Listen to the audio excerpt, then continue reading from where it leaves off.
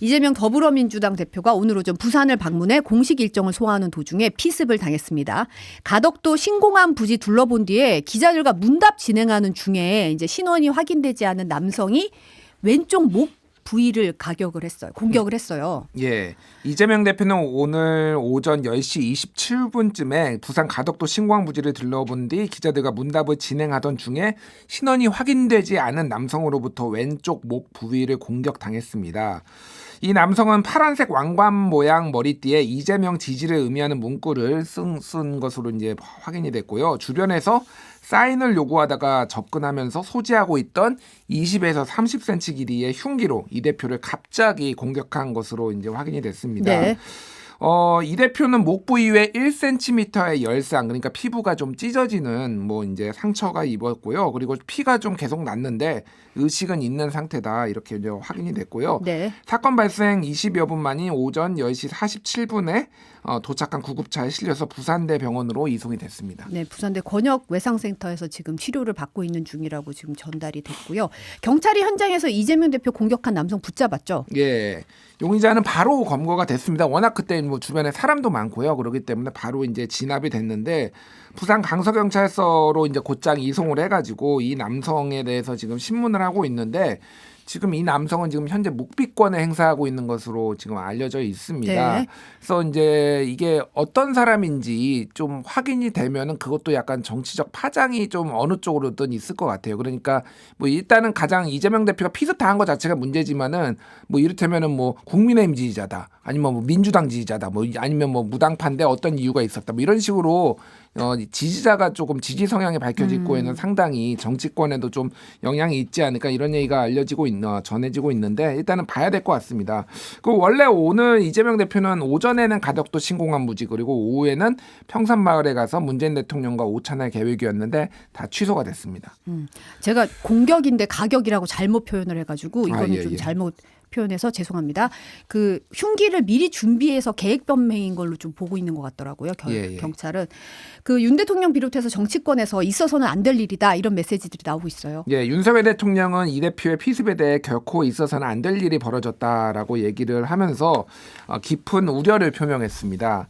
그리고 윤 대통령은 경찰 등 관계 당국이 신속한 수사로 진상을 파악하고 이 대표의 빠른 병원 이송과 치료를 위해 최선을 다해 지원하라고 경찰청장에게 지시를 했습니다. 그리고 어떠한 폭력 행위도 용납해서는 안 된다, 이런 입장을 밝혔고요. 한동훈 국민의힘 비대위원장도 절대 있어서는 안 되는 일이 생겼다, 수사 당국에 엄정하고 신속하게 수사해서 전말을 밝히고 책임 있는 사람에게 무거운 책임을 물어야 된다라고 얘기를 했습니다. 지금 탈당 후 지금 신당이 지금 예고돼 있는 상황이죠. 이낙연 전 민주당 대표도 이재명 대표님의 피습 소식에 충격과 분노를 억누를 수 없다, 쾌유를 간절히 기원한다라고 얘기를 했고요. 폭력은 민주주의의 적이다, 폭력은 절대로 용납될 수 없다, 현장에서 체포된 피의자를 철저히 조사해야 된다라고 얘기를 했습니다. 이준석 전 국민의힘 대표도 이재명 대표의 피습 소식에 우려를 표합니다. 생각이 다르다고 극단적인 행동을 하는 사람을 어떤 경우에도 용납해서는 안 된다. 수사기관은 이번 일을 엄정하고 신속하게 수사해달라라고 요청을 했습니다.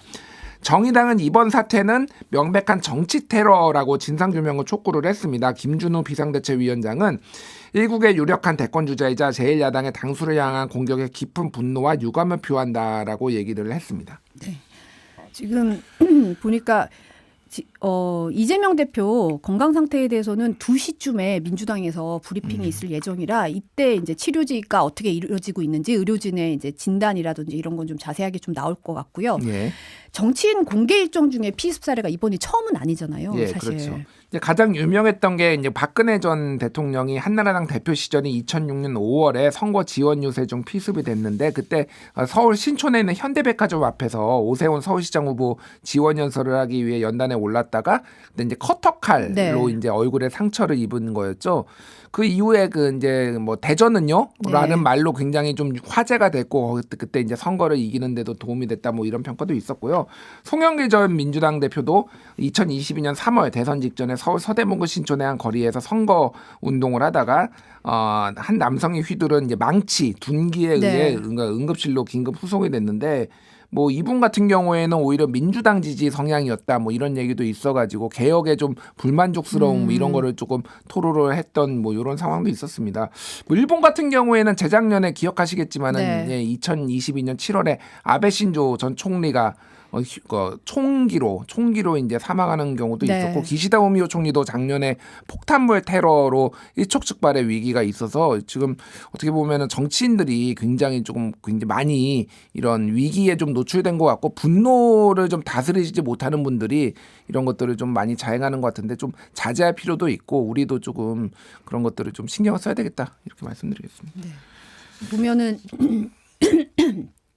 자세한 소식이 들어오면 추가로 전해드릴 텐데 어떻게 보면 이제 민주주의의 폭력은 안 되는 거잖아요. 아, 그럼요. 뭐 이거는 너무나 당연한 건데 이게 저는 굉장히 우려스러운 게 예전에 이제 해방 직후에 백색 테러 막 적색 테러 그래가지고 아니면 같은 진영 내에서도 이게 조금 뭐 우리와 색깔이 다르다는 이유로 막 테러가 일어나고 그랬거든요. 그래서 굉장히 많은 분들이 희생됐잖아요. 네. 사실은 요즘 보면은 그런 게 또다시 벌어져도 이상하지 않을 만큼의 조금 어떤 적대감과 긴장감이 너무 고조되는 것 같습니다. 그래서 어쨌든 민주주의의 정신은 대화, 타협 이런 거니까 조금 우리 모두가 조금 그런 부분은 조금 경계하고 분명히 선을 그을 거는 그어야 된다고 생각을 합니다. 극단적으로 가는 분위기가 너무 걱정되고 우려스럽고 이재명 대표의 빠른 쾌유를 좀 바라면서 좀 속보 들어오는 대로 또 전달해 드리겠습니다.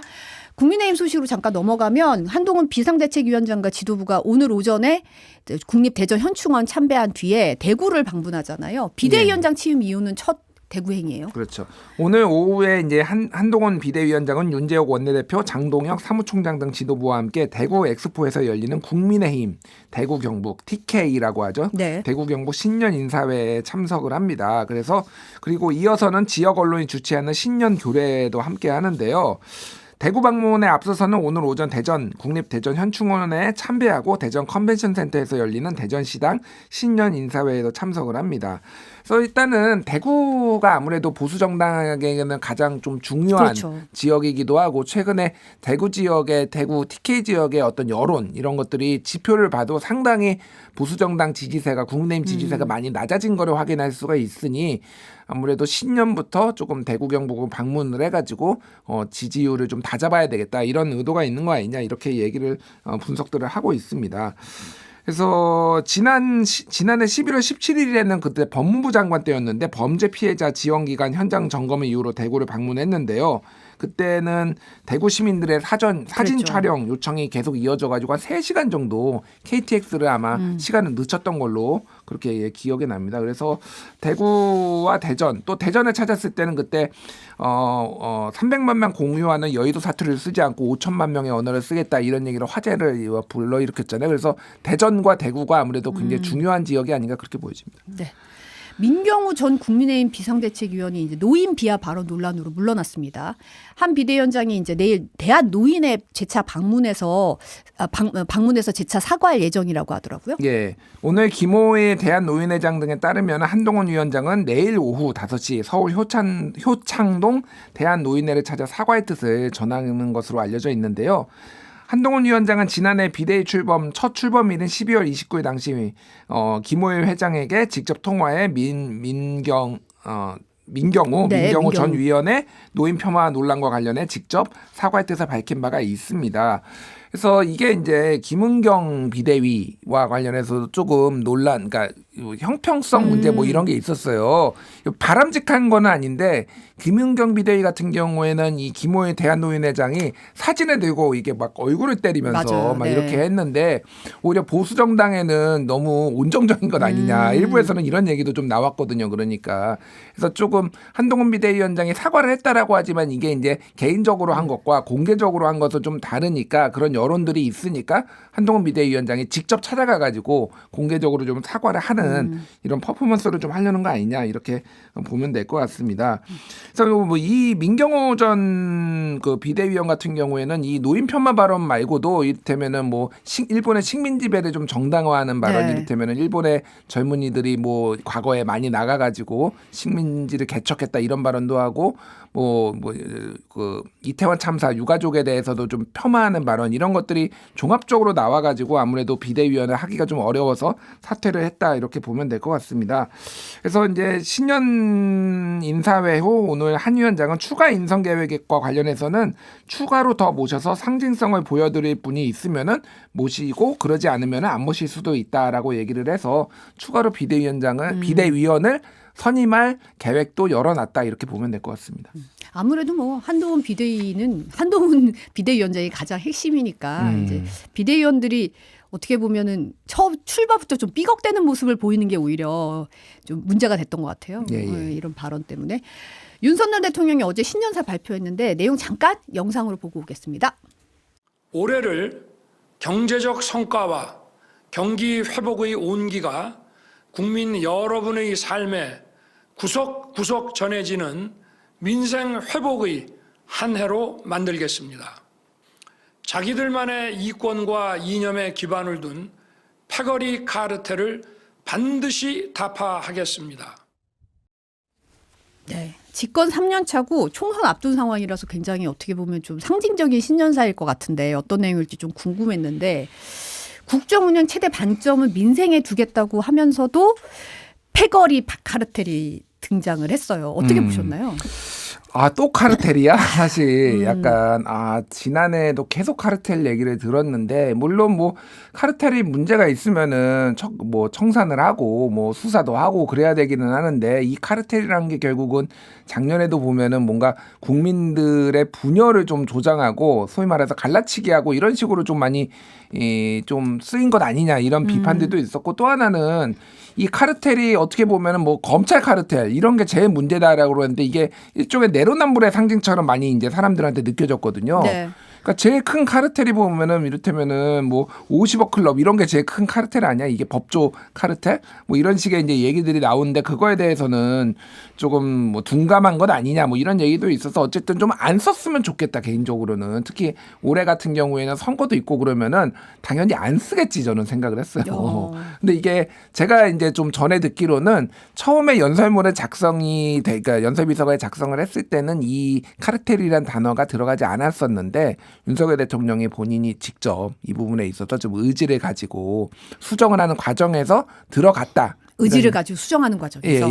이런 얘기가 좀 있습니다. 그래서 어쨌든 되게 중요하게 조금 아직도 이 이권 카르텔을 좀 보고 있는 것 같고 여기에 또 이념에 기반을 둔 패거리 카르텔 그렇죠. 얘기를 하니까 이권과 이념에 기반을 둔. 예, 그렇죠. 그러니까 이권 카르텔은 옛날부터 얘기를 한 네. 거고 오히려 이념 얘기도 좀 추가로 이념 카르텔이라고 얘기를 하니 이게 이제 좀 해석이 되기로는 586 운동권을 청산하겠다라는 한동훈 비대위원장의 말을 좀 지지하는 발언 아니냐. 그러니까 이게 이념에 기반을 둔 거라는 거는 운동권 이념에 기반을 둔 되면 과거에 이런 것들을 지금 야당을 그런 식으로 규정한 것 아니냐라는 해석이 나왔고 이에 대해서 대통령실은 그렇지는 않다. 일단 야당을 겨냥한 건 아니다.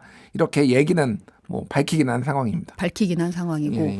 근데 어떻게 보면 이제 지금 신년 기자회견이 없었잖아요. 어떻게 보면 이런 기자 연설을 하고 기자회견을 통해서 이제 본인 생각하는 바를 좀 더 소통을 하면 더 좋았을 거 아닌가라는 생각이 좀 들긴 해요. 그러니까 신년 기자회견이 워낙 계속 안 하다 보니까 너무 자연스럽게 좀 사람들이 생각하시는 경우도 있는데 이를테면 문재인 정부 때도 그때 코로나가 있을 때 그때 뭐 감염을 이유로 안 하겠다라고 했지만 그때도 엄청 비판받았어요. 보수 언론에서도 하기 싫으니까 불편한 얘기 나오니까 이거 안 하려고 하는 거 아니야? 라고 그때 막 얘기가 나왔었거든요. 근데 역대 정부에서 원래 신년에 연설한 다음에 기자회견하는 거는 관례였습니다. 그럼 뭐 김대중, 노무현 할 것 없이. 근데 유일하게 안 한 정부가 이명박 정부였어요. 그리고 박근혜 정부도 4번을 하고요. 마지막에 탄핵됐을 때 그때 안 했거든요. 그 문재인 정부도 5번 중에 3번을 했어요. 3번인가 4번인가 제가 확실하지 않는데 하여간 했습니다. 거의 다 했습니다. 근데 지금 윤석열 정부는 작년에도 안 하고 올해도 안 했습니다. 지금 집권 1년 차, 2년 차 때 안 했다. 그러네요. 그러면 이게 역시 MB 시즌2인가? 똑같이 따라가나? 뭐 이런 얘기가 나오는 거고 뭐 다른 것보다도 소통을 그렇게 강조하고 청와대에서 나온 것도 구중궁궐에서 벗어나가지고 소통을 하겠다는 의지로 나온 거잖아요. 그래서 도어 스태핑도 했는데 그것도 재작년 11월에 지금 중단하고서 갑자기 지금 중단했죠. 안 되고 있고 그리고 뭐 기자회견도 안 하고. 그러니까 기자회견이 마지막이 취임 100일 기자회견이 마지막이에요. 5월이니까 8월 달에 한 게 마지막입니다. 그러면 지금 1년이 반이 넘도록 지금 기자회견을 안 하고 있거든요. 이게 그러니까 조금 정상적인 이게 소통 방식이냐 뭐 이런 문제 제기가 나올 수밖에 없고, 이거는 제가 얘기한 게 아니라 보수 언론에서도 사설이나 칼럼으로 엄청 나왔어요. 왜 기자회견 안 하냐 도대체. 그래서 윤석열 대통령도 기자들한테 김치찌개 한번 끓여주겠다. 이게 인수위 당선자 시절에 한번 약속했잖아요. 그래서 김치찌개 한번 끓여주겠다라고 지금 하면서 소통하자라고 얘기를 했고, 신년 기자회견도 조만간 한번 열기로 이렇게 지금 얘기는 나온 상황입니다. 네. 이 신년사 내용을 두고 정치권 평가가 좀 엇갈리고 있어요. 예. 국민의힘 박정환 수석 대변인은 논평을 내고 윤 대통령의 신년사를 통해 올해 국정 운영 방향을 제시했다. 다시 도약하는 대한민국을 위해 행동하고 민생과 경제를 위해 온 힘을 다할 것임을 거듭 강조했다라고 평가를 했습니다. 박 수석 대변인은 국민의힘은 현장의 소리에 귀 기울이고 국민 삶을 변화시키는 실질적 민생 정책을 추진하며 윤석열 정부와 함께 활력 넘치는 경제를 만들기 위해 최선을 다하겠다라고 얘기를 했습니다. 반면에 더불어민주당 최민석 대변인은 서면 브리핑을 통해 질의응답 없이 일방적 연설로 채워진 신년사는 고집과 불통이라고 평가할 수밖에 없다라고 얘기를 했고요. 윤 대통령은 패거리 카르텔을 들먹이며 갑진년 새해에도 국민 갈등과 여야 정쟁을 부추기겠다고 선언했다. 라며 나라 안팎의 경제 환경과 민생의 어려움에도 조금의 반성도 없고 여전히 근거 없는 낙관으로 잘못된 정책 방향을 고집했다라고 얘기를 했습니다.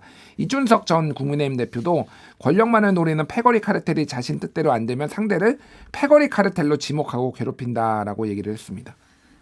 보통 새해 첫날에 이제 일정이 국립 서울 현충원 참배로 시작되잖아요. 예. 이제 윤석열 대통령과 여야 대표들도 어제 다 참배 일정 소화를 했죠. 예. 윤석열 대통령은 한석수 국무총리 등 40여 명과 함께 현충원을 참배하고 헌화와 분향을 했는데요. 방명록에 국민만 바라보며 민생 경제에 매진하겠습니다라고 적었습니다. 한동훈 비대위원장은 현충탑과 이승만, 박정희, 김영삼, 김대중 전 대통령 묘역을 참배를 했고요. 그리고 방명록에 동료 시민들과 함께 대한민국의 미래를 만들어 가겠습니다라고 적었습니다. 동료 시민이란 단어를 정말로 애용하는 거를 펠로우 시티즌. 그리고 더불어민주당의 이재명 대표는 현충탑과 김대중 전 대통령 묘역을 참배를 했고요. 이 대표는 방명록에 호국 영령의 숭고한 희생 잊지 않겠습니다라고 얘기를 했습니다. 이거와 관련해서 박민식 전 보훈부 전인가요? 전이 됐네요. 전이죠, 네. 보훈부 장관 같은 경우에는 왜 김대중 대통령 묘역에만 하고 이를테면은 박정희 대통령 묘역에는 안 했냐, 이거 국민 갈라치기다, 이런 식으로 또 비판을 하는 글을 올리기도 했습니다. 그리고 한동훈 위원장과 이재명 대표는 김대중 대통령 묘역에서 조우를 했고요. 새해 복 많이 받으세요라고 간단히 새해 인사를 나눴습니다. 네. 좀 전에 들어온 속보 잠깐 전해드리면 경찰청장이 부산청에 수사본부 설치해서 이재명 대표 관련해서 신속하고 엄정하게 수사하겠다고 밝혔고요. 주요 인사 신변 보호 강화하겠다. 유사 사례 재발 방지를 위해서 노력하겠다고 지금 밝힌 속보가 지금 들어와 있는 상황입니다. 네. 그리고 이준석 전 대표도 현충원 참배했더라고요. 예, 이준석 전 국민의힘 대표, 천하람 이기인 창당준비위원장 등 신당 인사들은 현충원을 참배를 했는데요. 천하람 위원장은 어렵사리 지키고 키운 대한민국 위기를 극복하고 더 나은 미래를 열겠습니다라고 얘기를 했고요. 이준석 위원장도 청룡의 해, 순국 선열께서 이룩한 민주화의 기틀 위에 새로운 미래를 그리겠습니다라고 방명록에 적었습니다. 이준석 전 대표는 이기인 위원장이네요. 죄송합니다. 네. 앞에 그걸 쓴 건 방명록에 적은 거고, 이준석 전 대표는 방명록을 남기지 않았습니다. 갇힌 개혁신당 이준석 신당은 이달 중순에 창당 절차를 마무리하고 바로 공천 작업에 착수를 할 계획이라고 합니다. 그리고 지금 천하람 순천갑 당협위원장에 이어서 영등포 갑의 위원장인 문병호 전 의원도 합류하겠다라고 해가지고 이제 당협위원장들이 한 명씩 들어오고 있고, 현역 의원도 지금 들어올 것인지 이게 관심이 쏠리고 있습니다. 좀 이낙연 전 대표 같은 경우는 이제 4일에 신당 창당 선언할 거다. 이 보도는 아니라고 부인을 했더라고요. 예, 뭐 요거는 조금 갑론의 박이 좀 있는 것 같은데, 오늘 그 CBS 라디오에 출연을 해가지고 4일 창당 선언에 대해서 아직 4일에 지금 이게 기자회견이나 이런 장소가 예약이 되지 않았다라는 거예요. 그래서 네. 날짜를 지금 확답드리지 못한다라는 건데, 뭐 고무신 공장에서도 고무신을 그렇게 빨리 찍어내지 못한다라고 하면서 사회신 창당선을 조금 이렇게 거리를 두는 건데, 그렇다고 이게 그러니까 뭐 창당을 안 하겠다거나 뭐 창당을 뒤로 미루겠다거나 그런 건 아니고, 창당에 필요한 절차들이 4일보다는 더 좀 시간이 걸릴 수 있다, 이렇게 뭐 보시면 될 것 같습니다. 그리고 가장 중요한 게 소위 말해서 이준석 신당과의 연대 가능성을 내비쳤는데, 양당 정치의 최악의 폐해를 끝내자는 뜻에 동의한다라면은 누구와도 협력해야 한다는 원칙을 갖고 있다. 언제 만날 것인지 계획은 없지만 양당의 기득권의 벽을 깨는 일이 손쉬운 일은 아니기 때문에 협력해야 하는 것은 당연하다라고 얘기를 했습니다. 그래서 지금 이제 두 정당이 있고 제3지대가 이게 각계약진을 할 것이냐 아니면 제3지대 빅텐트가 될 것이냐라는 건데, 시간이 지날수록 양당의 시그널이 이제 나오는 것들은 빅텐트가 조금 더 가능해지는 거 아니냐라는 거고, 오늘 박원석 의원이 그 CBS 라디오의 그 유튜브에 나와서 얘기를 한 건데, 12월 31일 오후에 이낙연 전 대표 측이 이준석 대표한테 전화를 해서 직접 통화를 했다라고 합니다. 예, 그러니까 이거는 창당과 뭐 아니면 합당 아니면 연대 이런 가능성이 지금 점점점 높아지고 있다, 이렇게 보시면 될 것 같습니다. 네, 오늘 여기까지 듣겠습니다. 온유한 뉴스톱의 김준일 수석 에디터였습니다. 감사합니다. 감사합니다.